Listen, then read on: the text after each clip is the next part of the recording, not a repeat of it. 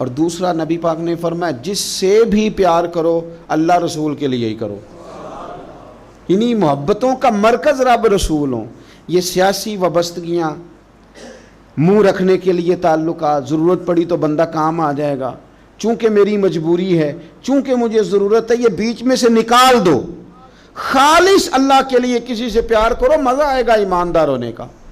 और तीसरा हुजूर ने फरमाया कुफर में जाना तुम्हें इतना नापसंद हो जितना आग में जाना नापसंद है, फिर तुम्हें ईमानदार होने का मज़ा आएगा, सुरूर आएगा। और जब ईमानदार होने का सुरूर आएगा फिर इंशाअल्लाह नमाज पढ़ने का भी आएगा, फिर कुरान पढ़ने का भी आएगा, फिर सुन्नत पर अमल का भी आएगा, खिदमत दीन का भी आएगा। आप जब ये चीज़ें पैदा कर लेते हैं, हुजूर की मोहब्बत अपनी तबीयत में ढाल लेते हैं, फिर कोई चीज़ खुश्क नहीं रह जाती।